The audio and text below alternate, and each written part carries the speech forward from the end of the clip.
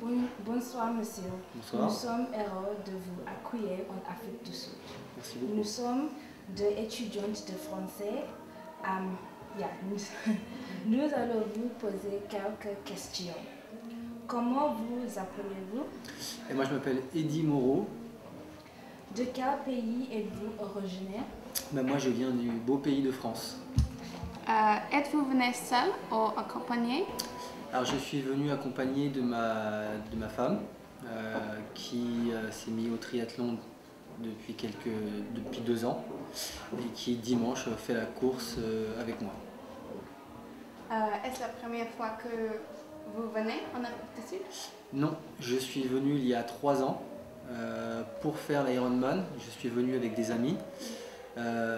Comme j'ai passé un très bon séjour en Afrique du Sud, j'ai dit à ma femme, il faut vraiment revenir, c'est magique. Donc aujourd'hui on revient et c'est ma 2e fois. Quels sont pour vous les symboles forts de l'Afrique du Sud? Alors ça c'est une question un peu difficile parce que c'est vrai que je ne connais pas l'Afrique du Sud depuis longtemps, je ne m'étais pas penché vraiment sur le sujet.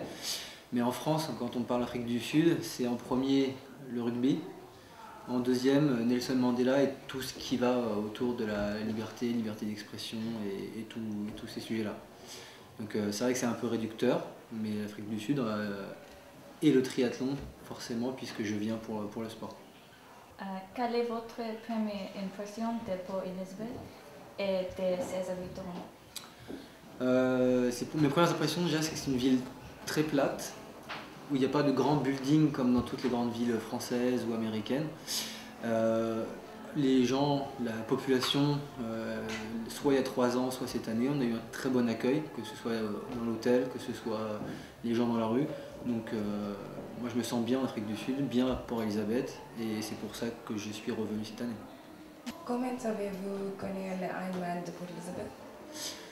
Alors, moi je suis un passionné d'Ironman. Toute ma vie, je le base autour de l'Ironman. Je vis pour ça. Donc, je me renseigne beaucoup et je recherche toutes les belles destinations. Donc, j'ai été en Suisse, j'ai été en Allemagne, j'ai été dans beaucoup de pays du monde. Et il fallait que je change de continent. En Afrique, il y en a un seul, c'est Port Elizabeth. Donc, tout naturellement, j'ai choisi Port Elizabeth. Quels sont les atouts de la ville de Port Elizabeth pour l'organisation d'une compétition comme l'Ironman? C'est assez complet. Il y a un petit peu tout ce qu'il faut pour faire une belle course, pour une belle organisation.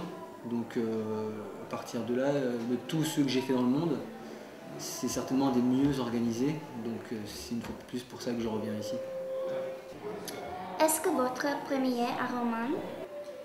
Non, dimanche ce sera mon 17e Ironman et dans un mois je fais le 18e à Nice en France.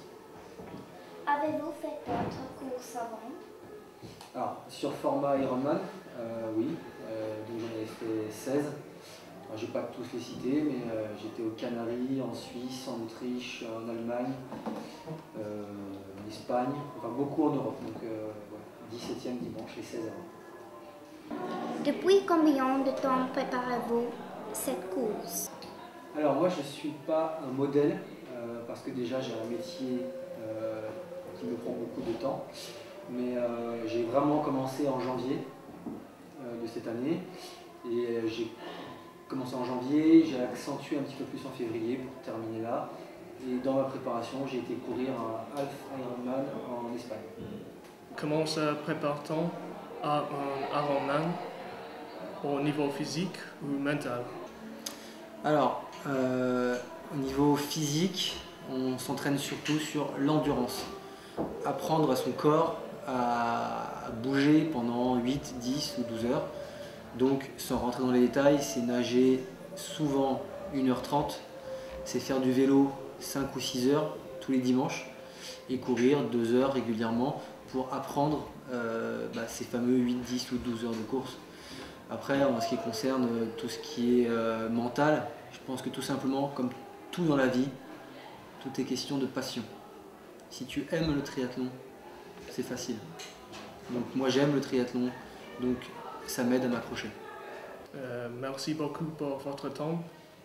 Bonne chance, monsieur. Merci beaucoup, Walter. Et à dimanche, j'espère, au bord de la route. J'ai toujours préféré aux voisins les voisines, dont les ombres chinoises ondulent sur les volets. Je me suis inventé un amour pantomime où glisse en or et noir tes pas sur tes mollets. De ma fenêtre en face, je caresse le plexiglas, je maudis les techniciens dans les stores vénitiens. Découpe en tranches la moindre pervenche déshabillée.